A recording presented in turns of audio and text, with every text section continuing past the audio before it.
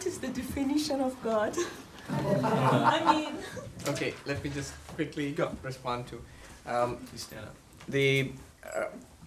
Experientially, there may be multiplicity of experiences. If you look at the lives of the mystics, the great mystics of different religions, they describe so many experiences. So a variety of experiences is possible. But there's ultimately one reality, one ultimate spiritual reality, which is approached in different ways by different religions. So whatever practice we take up, whatever culture we come from, our experience of that will differ from culture to culture, religion to religion, from practice to practice. But we are approaching the same reality. So in that sense, they're all experiencing the same reality, but the nature of the experience may vary from place to place.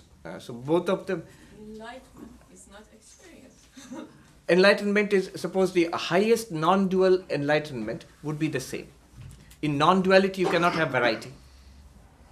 Right? Okay, but for Buddha is emptiness. Yes, and so there's it is a huge topic. Last night we were talking about it. So is the emptiness of the Buddha and the non-duality of Advaita Vedanta same or different?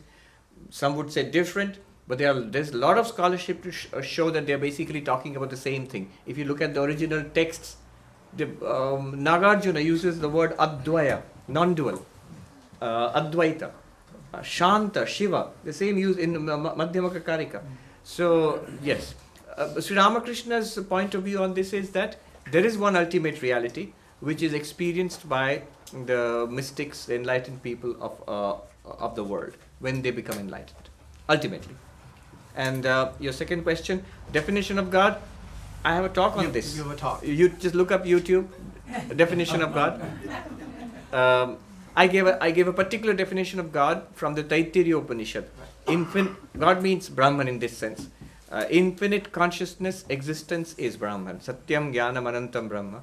I find that to be the most profound definition I've found yet. Carolyn? Who's next, Samraj? Carolyn and then Sam. Please hold a microphone like this. Yes. Yes, Swami. Close. We heard that in Yoga Sutras of Patanjali, 3 times Ishvara Pranidhanatva is there. And we also heard in some time, I don't remember when, that there is no God in the yoga. I didn't understand that, or something, not God in yoga, but there was something that you mentioned briefly, and I heard it before, and I always say to myself, well, there is Ishvara Pranidhana Va, so, and there's also the Purusha, which is the divine within. So can you explain that was expressed, Swami? I don't exactly know when it was, but there was like a slight comment that you said you turned in. Let Swami Atmarupananda explain that. Yes. Stand up. Thank you. So I think certainly in the Yoga Sutras there is the idea of Ishvara. That's clear. He talks about Ishvara. He talks about Ishvara Pranidhana, and then he goes on to define God. Purvesham api Guru, that he is the Guru of the first gurus, and that infinite knowledge which in others, that is in all of us, is in seed form. All of us have some knowledge. We have a seed of infinite knowledge within us, but it's surrounded by a sea of lack of knowledge. But in God, that knowledge is infinite. I think probably what Swami Sarvapriyananda said, and what I also said, is that in Sankhya, there's not the idea of God. But in yoga, there certainly is the idea of God. And even with Sankhya, there's a lot of debate about the original Sankhya. The Sankhya of Ishvara Krishna in the Sankhya Karika, that was a very scholastic form of Sankhya that had come at a late period, relatively, again, this is India we're talking about, so late period means early for us, but at a relatively late period, when the arguments between the schools had sort of hardened, and the positions of schools had hardened, and to distinguish myself from your school, I have to harden my opinion and say, no, we don't believe that, we believe this. But there's evidence that the Sankhya before that was not as scholastic, and that perhaps, or even probably, it included the idea of God. What that idea of God is, we don't know. We have no texts from Kapila. Kapila is mentioned in the Vedas before the Upanishads. And so that was a very early time where Kapila lived. We don't have dates for Kapila. But if you look at the Katha Upanishad and the Bhagavad Gita, those in particular, as well as some like the Shvetashvatara Upanishad, you find that they're full of Sankhya. The Katha Upanishad, the Bhagavad Gita, are full of Sankhya. They're Vedantic texts, but that was a time when Sankhya and Vedanta had not become opposing schools fighting with each other. And they had not become hardened into this is our position and that's your position and you get your position and get it out of here before I drive you out. No, that hadn't happened. And so at an early time, probably Sankhya was much more fluid and much more open just to the variety of experience. So the simple answer to your question is that no, he would not have said, and I didn't say, that there is no God in yoga, because that's clearly there, as the Swami knows, and as I know, and as Patanjali knew, because he put it there. I'll just add one thing there. Definitely there is Ishvara in yoga. Yoga, that's one of the distinctions between the yoga system and Sankhya system. They are allied systems, but the yoga system definitely mentions Ishvara and defines Ishvara. But there's one big difference. The Ishvara, God mentioned in the yoga, is not the creator God. The way God is understood in the religions of the world is a God who creates the universe. So, creator, preserver, destroyer. In Hinduism too, when God is talked about, Ishvara, in all the other systems, God is the creator. In the devotional systems, for example, in Vedanta, God is the creator of the universe. And in Christianity, in Islam, in Judaism, yoga, the Ishvara in yoga is not a creator God. He's a Purusha, but a perfected Purusha. Purusha like us, a sentient being, a consciousness. Creation of the universe is entirely the province of Prakriti, of nature in yoga. That's a distinction. And Sankhya generally, the Sankhya of Ishvara Krishna, for example, which Swami mentioned, Sankhya Karika. There's no mention of God there, no Ishvara is mentioned there, except in the name of the author itself, Ishvara Krishna. It's right there. Stand up next. Maharaj, hello? Yeah. Maharaj, we don't have the confession system like there is in Catholics, so I will make a confession. And I'll ask you how to get rid of this problem I have, or I don't know if I understand. We watch too much news. They are so enchanting these days. So how do we get rid of that bad habit? And there are other bad habits too. News is the worst. Yes, that that's all of you know that famous Chinese curse that may you live in interesting times. That was not a blessing, that was a curse, and so we have been cursed with that. Interesting, not in the best way. Interesting, the way that we fascinated with what is happening today, what is happening next. And so, what you're speaking about is a very common problem. It's a very, very common problem, widespread, that we have to face also, even as monks, we have to face that, because there are things happening that you want to know about, and that are just inherently interesting to a certain part of the mind. So, one thing is recognizing what you've already recognized. You've already done the first step, is to recognize that this is not good for me, that I'm spending too much time being obsessed with what is happening. And after I read all of the news, I still don't really know what's happening. What I did understand, I probably would have been better off not understanding. So, yeah, if you're a citizen, if you're voting, you want to be informed enough to vote. But to be informed enough to vote, you really don't need that much. That can be taken care of in a little time. So first, recognizing the problem which you have. The second thing is find something to engage your mind that you really like, that is better. Like even I found recently that began to look at the news and on through the internet. And one story leads to another story, that leads to another story, and pretty soon I found that I was spending way too much time, and the mind is getting upset about things I can't control anyway. And so then I started reading a book, which worked in my case. I started reading a book, The Reminiscences of the Holy Mother. And when I read that, it was so beautiful, so beautiful. I've read about Holy Mother all of my spiritual life and loved many books, but I'd never come across a book which to me on Holy Mother which brought her so living to me. There was people who were telling their reminiscences, and I'd read many of them before, but at this time it just it brought her to life. And I thought, compared to her and thinking about her and her life, what is this reading about national politics that just disturbs my mind and makes me feel helpless or angry or a reaction or whatever?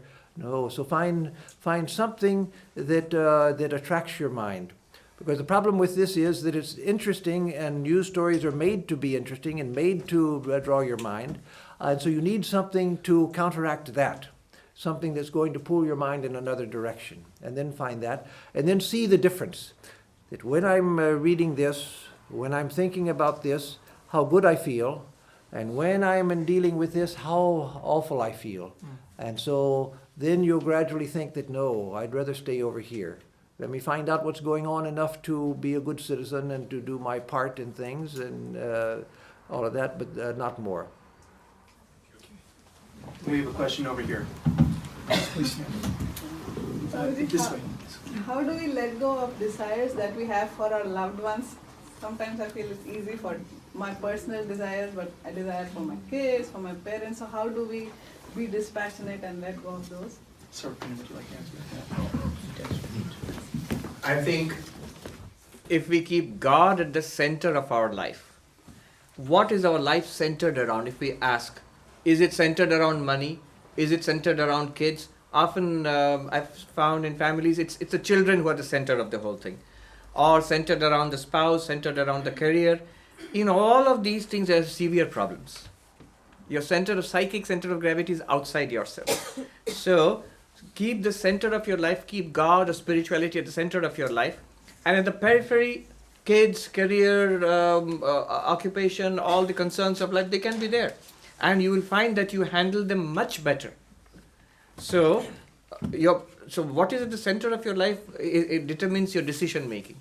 Whether I will do this or that, say this or that, go there or stay here, everything will be decided by what is central to you. If God is central to me, I will hold on to that. And it makes sense to make something that it's eternal, is always there with me. Was there, is there, will be there. Nothing else is forever. Nothing else. Kids will grow up and go away. And loved ones, dear ones, they come and go. So where are you then, after spending 20, 30 years? Do the best you can, keep centered in God. That's what I think. So, Yeah. no, go. Okay. So that's a beautiful statement, and thank you so much for that. And thanks to all of you who have come. And I have to say that this has been for us also, us who are facing you, it has been a wonderful experience, because this has been an unusual audience, an unusual group of people. And we do a lot of speaking to a lot of different groups. But you can feel when there's a group which is receptive, and you can feel when there's a group which is there because they have to be there. You can feel when there's a group which came because they feel that they're supposed to, even if they don't have to, but they are supposed to. And then you can feel when there's a group who's there because they really want to be there. And so this was a very unusual group. And in direct answer to the ask, I don't know what I can do. I don't have any presumption of being a leader. At one time I thought I might be. Now I no longer have any such presumption. But in any simple way that I can in my simple life with my simple abilities, I'm happy to help people as I can. So.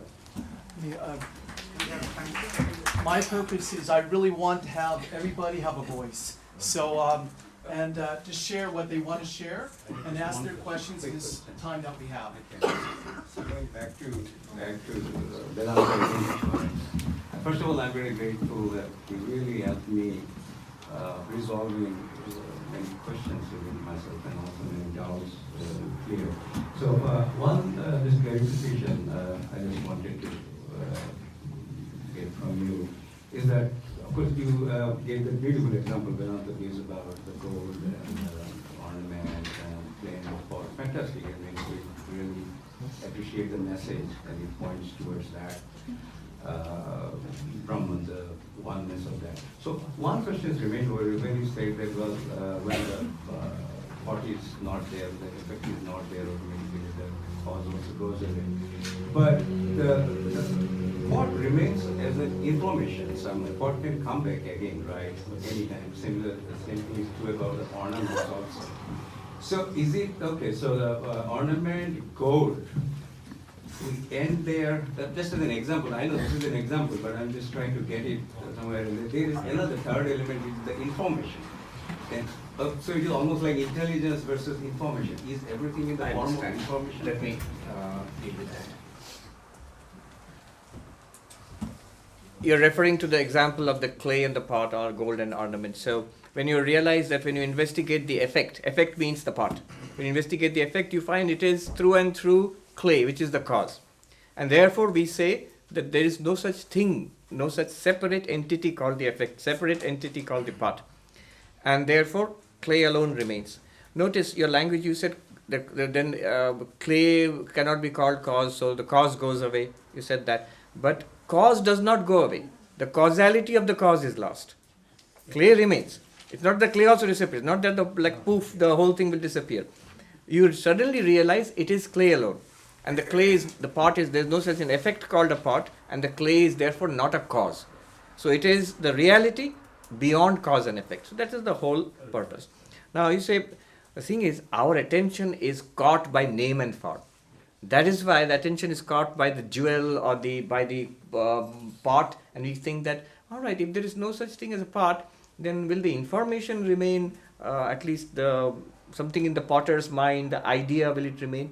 But remember, anything that we talk about, idea, information, can it exist without existence? No. Can it exist apart from consciousness? No, it cannot. So being awareness, what we have appreciated is that being awareness is the original reality.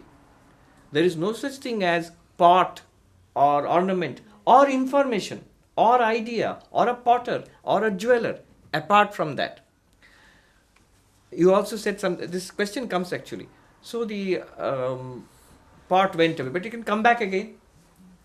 No, it's not that the pot went away. What did we understand? It is clay and clay through. There never was a thing called a pot. What we thought was an independent thing. Are you following? What we thought was an independent thing called a pot. We now realize that the independent thing is clay, not a pot. There was never a new thing called a pot. But pot could remain as an idea. Yeah, it remains as an idea. Doesn't matter. Doesn't matter. It remains as a name. It remains as a shape. But that remains. Look at the logic. Remains. Can anything remain without existence? If that idea, now take up the idea, pot idea. That pot idea, can it remain without consciousness?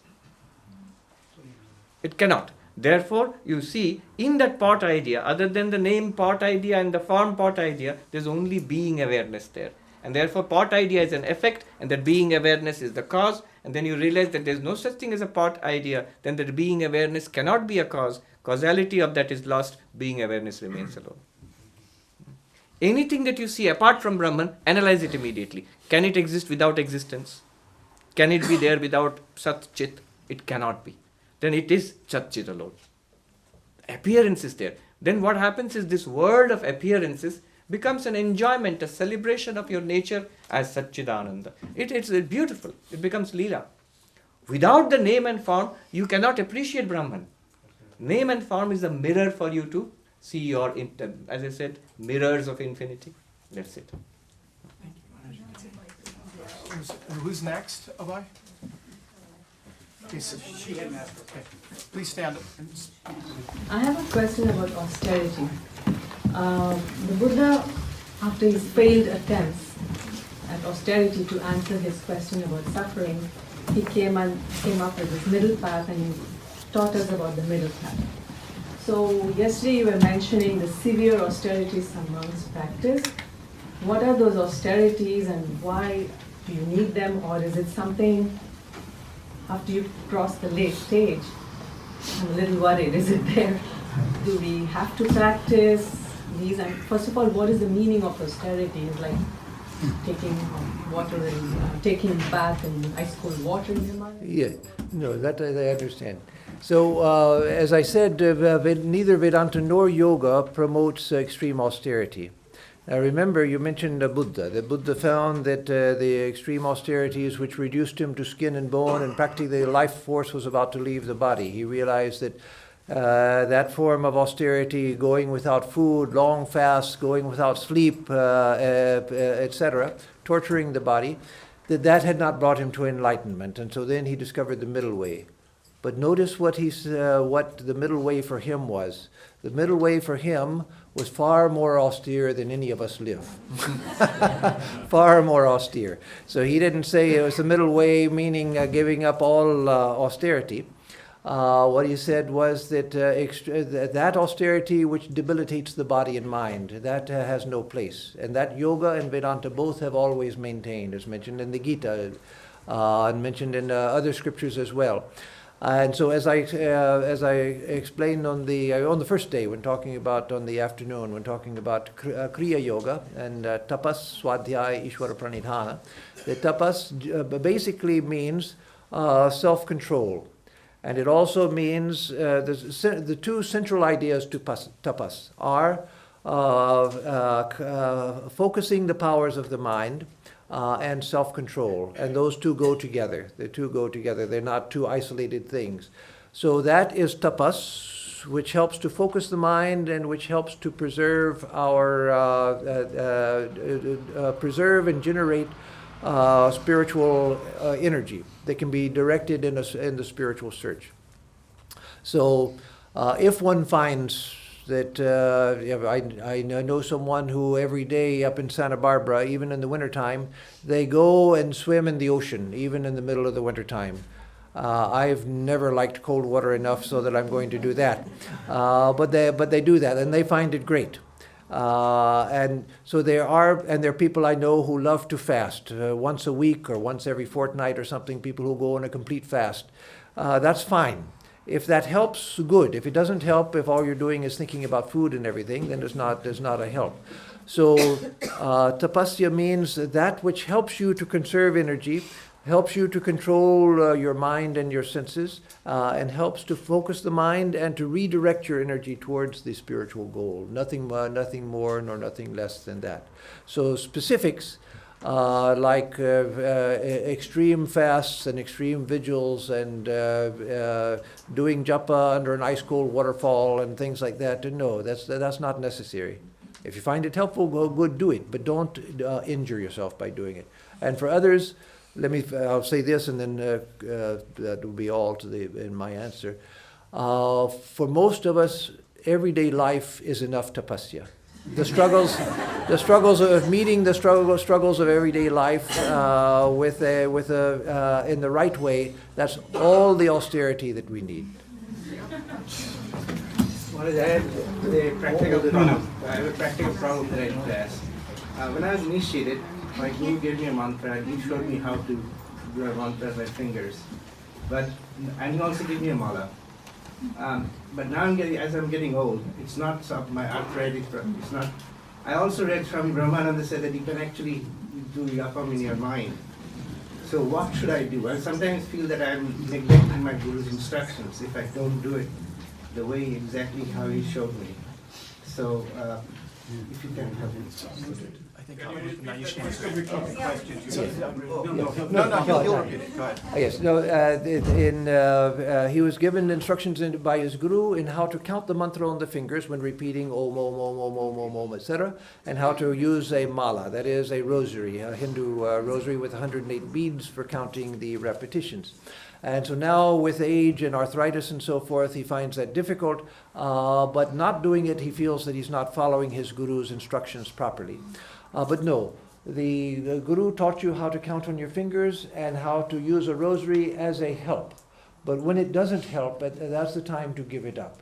So by not counting on your fingers or using a rosary, you're not going against your guru's instructions. You followed that for so long, as long as it was something that helped you in concentrating.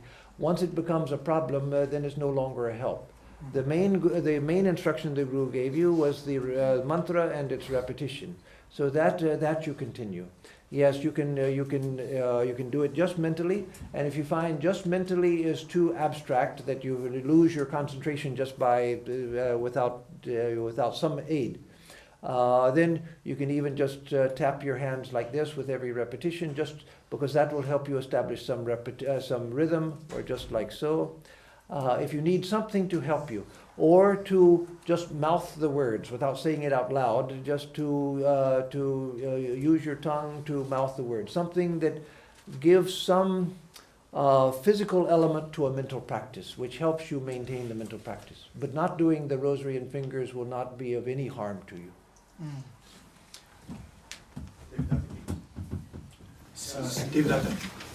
I want to ask, you said about the people when they reach enlightenment, it's just a change of identity and everything.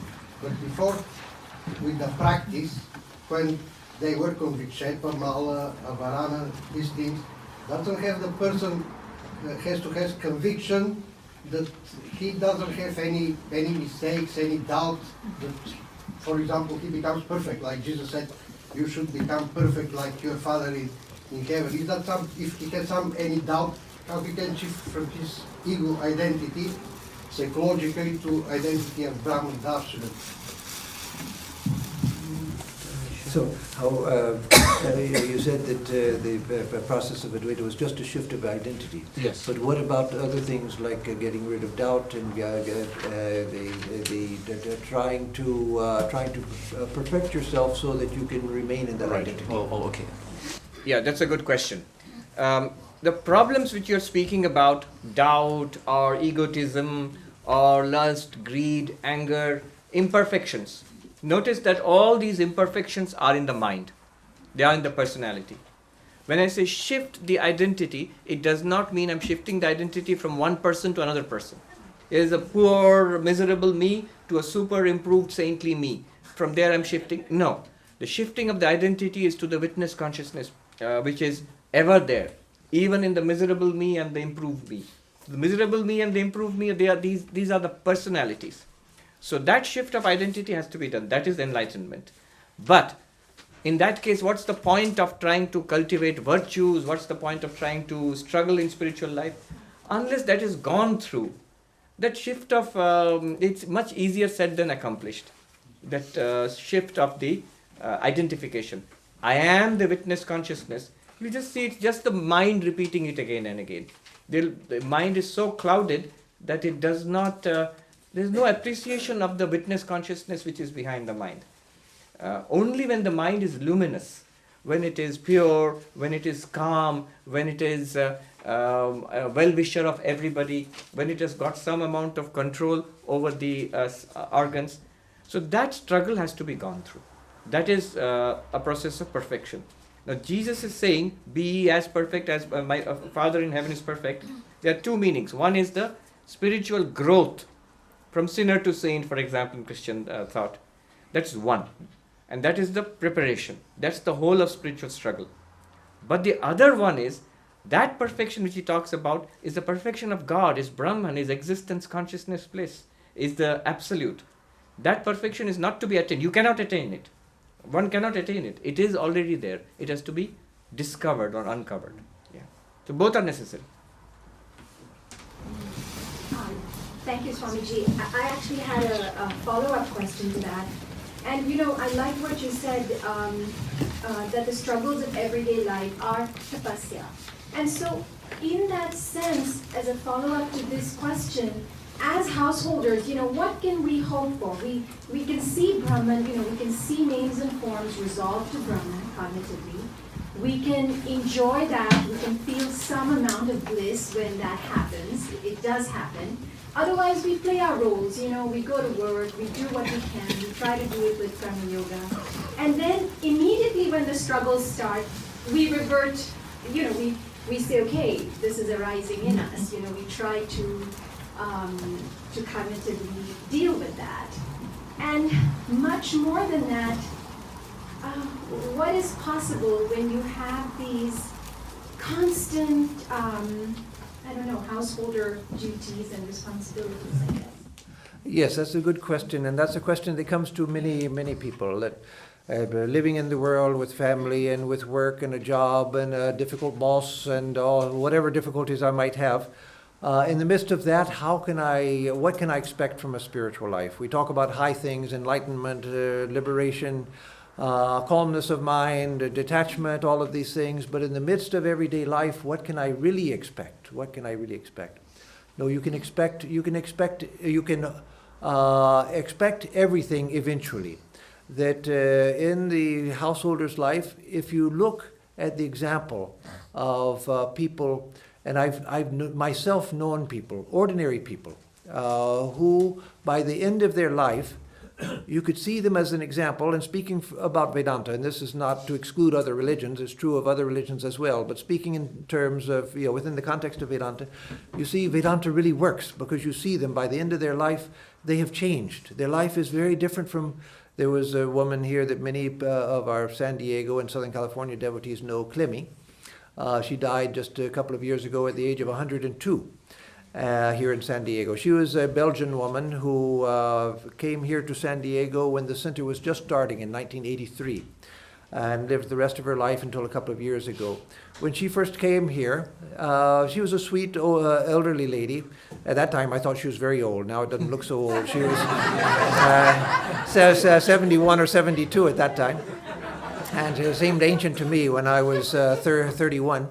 But she was an ordinary woman, a good woman, nice woman that you would like and everything, but nothing special about her. But I saw her over the years, the transformation that took place. And this was in her 70s. This was in her 70s when she came here. She'd been initiated some years before by Swami Atmarupananda. But by this time, her husband had passed away, and she'd come here to live near the center. And just by her simple spiritual life, and her spiritual life really was her attraction to Holy Mother. Her idea was that she didn't have a real mother because her mother, when she was born, her mother ran away and left her with her father's grandparents. Her father ran away, her mother ran away. She was brought up by paternal grandparents. She never saw her mother consciously. She had no memory of her mother whatsoever. But in Holy Mother, she found a mother. And so she would talk to Mother. She would talk about, in conversation, she'd say, "Oh, Mother, look at the beautiful sunset." And then she would tell me, "Oh, Swami, today I told Mother that, look, I don't know how to pay for my rent. I don't have enough money. What am I going to do? Mother, you have to take care of it." Her practice was to bring Mother into everything she did. She had no advantages of birth. She had a very difficult early life. She had a difficult married life. She was devoted to her husband, whom I never met. He died before she came here. But it was a difficult married life. And then she didn't, when she was living here, she only had a small pension she got from the Belgian government because she was a Belgian citizen. And so she lived on a minuscule amount of money, and even with that she was generous. She had a few things that she loved, but she led a simple life. She told me that she married again after she came here, and then that husband died after 4 or 5 years.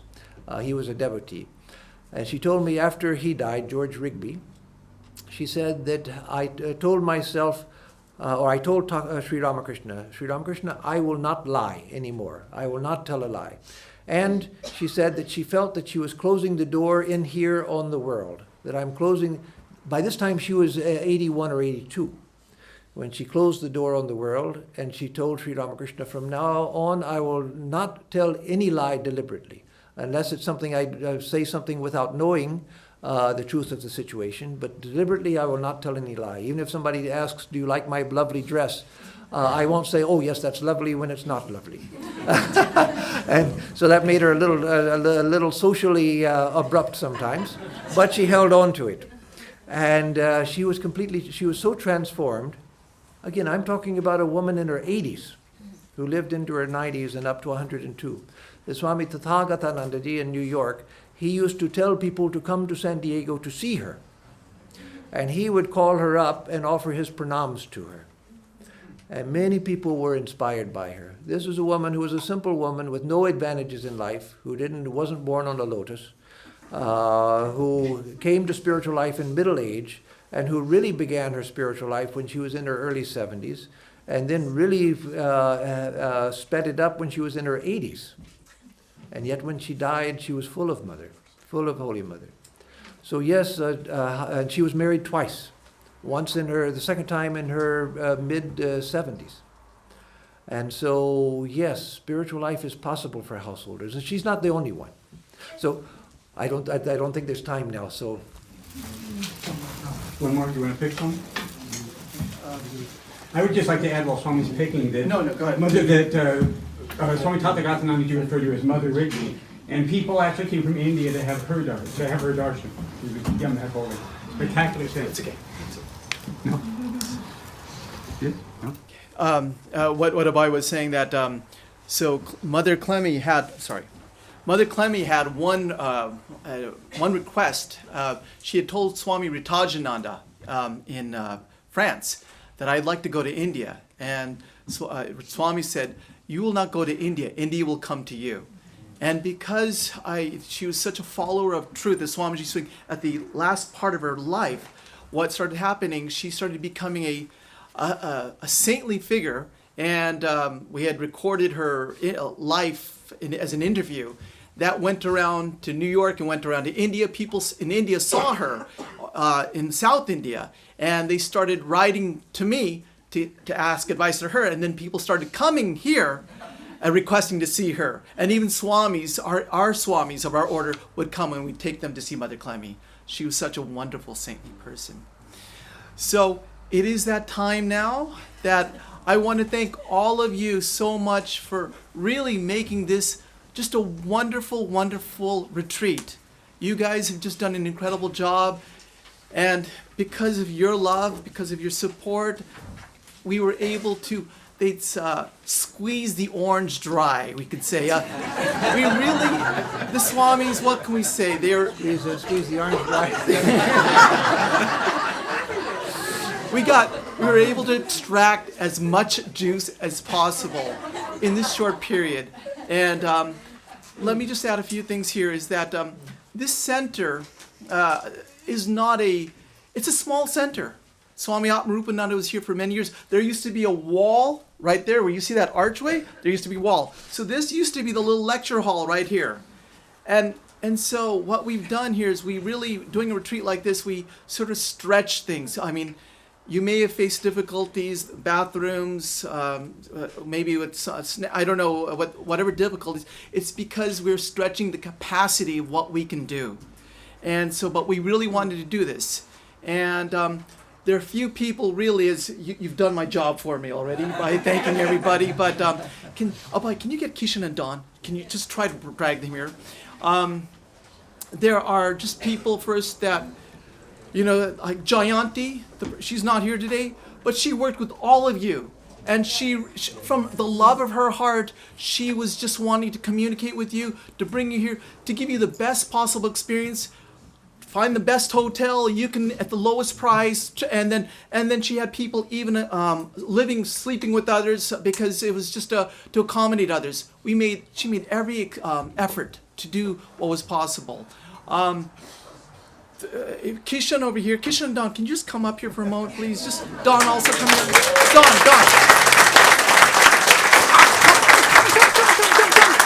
Come.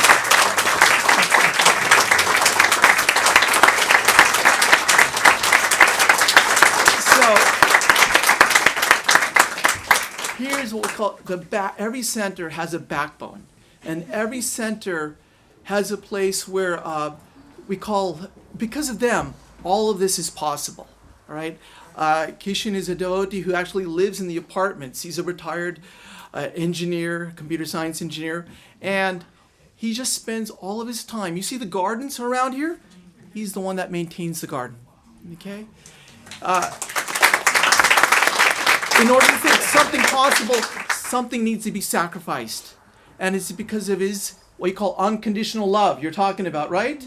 Here you're going to see an example of what unconditional love is. Let me tell you what unconditional love is. Unconditional love, we had a Swami Krishnananda.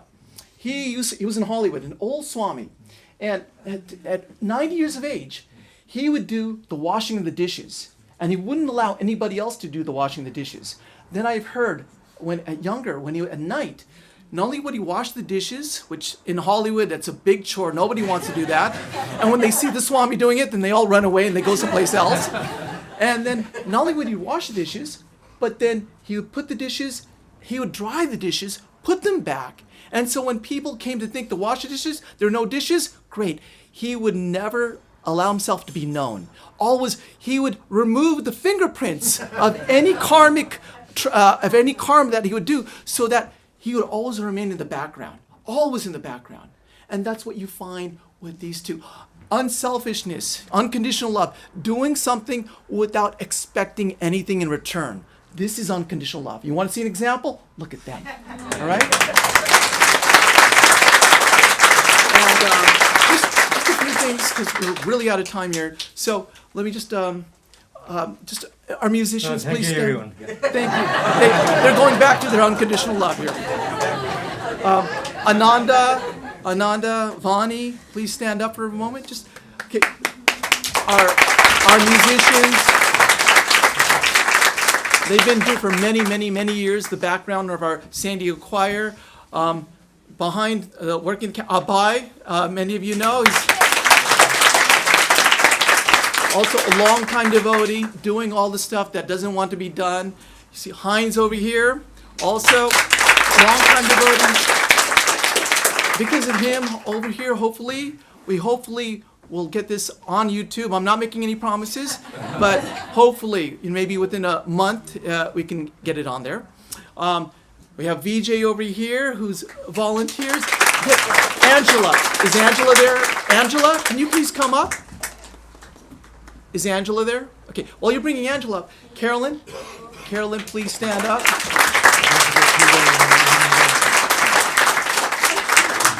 Wonderful yoga, and she does this all as an offering of her own love. She does yoga. Has done yoga here, just free, just as a gift from her own heart. Angela, can you step forward, Angela, so everybody can see you? The Vedanta Academy Awards. Yes, you're right. And I got to go quick because the music's going to come up. Thank you. No expectation for any return, but we'd love to have you back. Those wonderful name cards you have, and the organizing, Angela is responsible for that. So we thank her so much. And Hugo, Manu, can you please just come down? Just please come down here.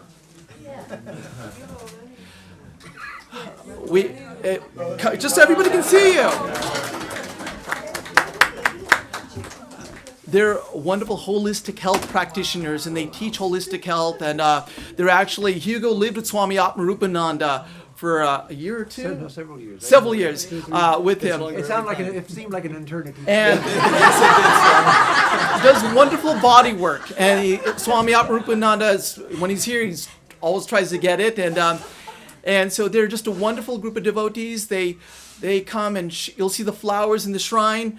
Manu's the one that puts the flowers. You'll see in the pujas, who does the garland? Manu's the one that does the garland here. Such love for Sri Ramakrishna and Mother. And Hugo, who's going back there, getting it all set up. And I mean, they're just a wonderful couple. I've asked them sometime to give a talk on spiritualizing relationships, because if you see the both of them, they're really a Shiva-Shakti combination, works really in harmony. And I think they're just a living example of what spiritual harmony in a relationship can be like, both helping each other to get to that spiritual goal.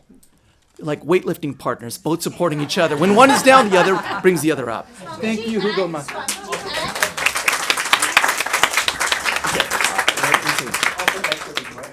What's that? And Ekta, please just come here. Ekta, also come. Just come. You know how much? Yes. This is Ekta Patel. So she also does the cooking on Friday's lunch or Friday's lunch.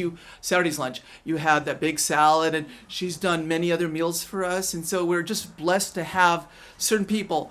Thank you so much, Ekta. Okay, what? No. Well, 1 minute. I have a gift card for Carolyn. We want you to give it to her. You or any Swamiji. Please, from your hand. you give it to Swami Atmarupananda. He's our senior Swami here. Oh, in exchange for this. In exchange for that? No, you're not getting that. So, on behalf of all of the attendees, their appreciation, our appreciation for all that you did. Thank you. And okay, go ahead, really quick. Okay, so first of all, my pranam and thanks to Swami Sarvapriyananda and Swami Atmarupananda for this wonderful retreat. And now, and word for you, Swami Ramakrishna, Yes. I personally and some of my friends were honestly, really impressed beyond imagination by the brilliant performance of yours really here. Yeah. And one of the questions that came up in the retreat here, that how to expand Vedanta really and make it, the exact question that we asked, how to make it available to broader audience in America. Swami Atmarupananda, he had some points here. We see that a lot of hope in you really, and you are the younger generation with a new black, fresh flag. And going ahead, of course you'll be doing more work and more retreats. But what are the solutions that he has given to them? Try to expand your role. There's a big horizon here. It's true. Okay, so let me just add something to what you're saying. Many people are saying, "What next? What's next?" Okay, they're asking for like retreats. When's the next thing coming? Let me just start off very simple. Just next week we have a person named Peter Boland. He's going to speak on the perennial philosophy. If you have not heard him, he is really, really, really good. He's sort of like the Professor Atmarupananda. I mean, he's really good. If you haven't heard him, please come next Sunday to hear him. You will not be disappointed. Also, we have a Ramakrishna Puja coming up in 2 weeks. Now, if you'd like to see more retreats, I am not the one in charge of inviting swamis. I have my authority where I have to go to. So my suggestion, if you want more of these type of retreats, okay, you have to go to the people who can make the decisions. That's Swami Sarvapriyananda. So if you want to, my suggestion, if you like this, you write to him. And you can write to there's the Hollywood@vedanta.org. Hollywood@vedanta.org, addressed to Swami Sarvapriyananda, what you desire, what you want more of, so that the ones in the authorities will know in what direction we should spread Vedanta through, okay? We're not in charge here. Second thing, some people are asking about meditation techniques or getting initiated. So Swami Sarvapriyananda, both Swamis are brilliant, but they cannot give initiation. So Swami Sarvapriyananda, and he's the one that teaches meditation also, it's instructions. So he's coming on the 16th. And if you would like to make an appointment with him, if you're a little bit knowledgeable of Vedanta and would like to get some meditation instructions or request an appointment, email me, sdvedanta@gmail.com, for an appointment with him on Friday. He'll be available on Friday in the afternoons. Okay? And so I think really... If you want these back, you can reuse them. Oh, that's a good idea. I didn't think about that. Yeah, let's recycle. Sure. If you want your name tags, if you want to put them or you can just leave them on your desk, on your chair, basically. We can pick them up. And now I know it's getting late, so thank you again, everybody, for coming. And we hope to see you sometime in the future. Okay?